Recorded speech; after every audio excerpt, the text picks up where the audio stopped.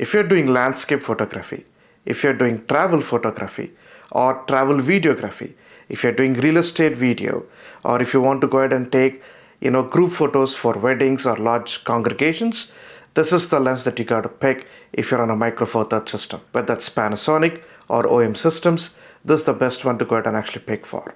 Leica DG Summilux 9mm f1.7 aspherical or ASPH lens. It costs around $949 Australian or equivalent from the country you're watching from. It's a Micro Four Thirds lens, so hence the 9mm is equivalent of 18mm in full frame. So for some of those real estate photographs, you might have this a little bit close up. Else, for most of the other wide angle shoots, this is a perfect lens. This is like a peanut butter and jelly of lenses, if you know what I mean. It gives you a very comfort factor. You can never go wrong with it because A, it's a Leica approved design, and B, it's a wonderfully well made lens actually. So it's wide angle, but it's not super wide angle, so everything is a bit distorted in terms of perspective. It's having a 55 diameter to accommodate either ND filters or circular polarized filters. It's a very common diameter and you can swap the ND lenses and CPL with other lenses. They do call it an ultra wide angle, but in my view, it's just wide angle because it's 18mm equivalent in full frame. So it's just 9mm in Micro Four Thirds world. Now, it is also macro lens. If you're taking close-up shots, it does a 0.5 magnification, which a lot of macro photographers would really appreciate. This is an ideal lens for videography, especially if you're vlogging or taking videos of actually other. That means you're standing behind the camera. The minimum focal distance for it from the lens is actually 0.095 meters. That means 9.5 centimeters, which is roughly around 2 inches or 0.31 feet. That means you can go very close to the subject and actually take these photos. That's what makes this lens an all-rounder. You can be taking a big landscape while traveling and suddenly you find something really interesting like a vase and you want to just take a photo of it. You can do that with the same lens without changing anything. That's why I like this lens much more better when compared to using zoom lenses, especially when I'm actually traveling. And I would not like to change lenses. Panasonic gave it the regular weather treatment. That means it is dust, splash and freeze proof. At least that's what they say. And I have not tested it, but this is actually designed to operate between -10 degrees Celsius to +40 degrees Celsius.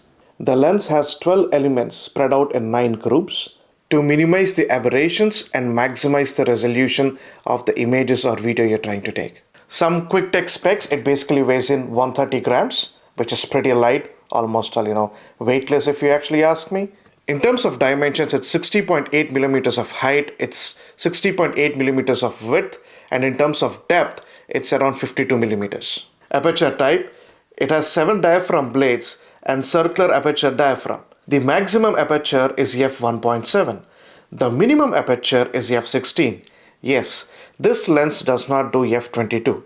For all those people who would love to play between f16 and f22 for some of your landscape photographs, this doesn't work. But its f10 to f16 is good enough to go ahead and do landscape photography with the maximum amount of sharpness that you want to get and the focus you want to get across in the photo. Its diagonal angle of view is 100 degrees, which is pretty wide for such a compact lens because it's a 9mm MFT, and interestingly, this is almost all very close to most of your action cameras like a GoPro or DJI Action. Out of the box, what you would get is a lens hood, the lens itself, the cap in the front for the lens, and obviously the cap in the back for the lens. This lens does not have any inbuilt stabilization in it. So in my case, I would be depending on the internal stabilization of my G9 or my GH6. So let's put the lens hood on, remove the cap, and then put it on to our G9 and see how the photos actually look like. This is how it fits on my G9, as you can see. I can easily vlog, but it does strain the hand a bit. But the beauty of Micro Four Thirds system is, although the body might be slightly dense, like in the case of my G9 or a GH6, because the lenses are actually of lesser weight, You can easily go ahead and try to vlog with them, but you need to have certain amount of actually arm power to do that. It also fits on my GH6 perfectly. It's an amazing companion to do a lot of travel videos where I need not worry whether everything is actually in the perspective, whether I'm trying to cover most of it out there or not. It gets one of the best sceneries. Now these are the photos I've recently taken at the Dandenong Ranges Botanical Garden, and you can see at different f-stops how the images are from GH6 as well as from my G9. So if you're looking for a lens that can do astrophotography, that can do real estate video, that can do landscape photography, that can do travel photography, that can do travel videography, and also helps you take images of large congregations, large group photos, like in a wedding or a get-together, then 9mm f1.7 Leica is your best bet on the MFT systems which is out there. Looking forward to see you all on the next video. Until then, take care, stay safe, and peace.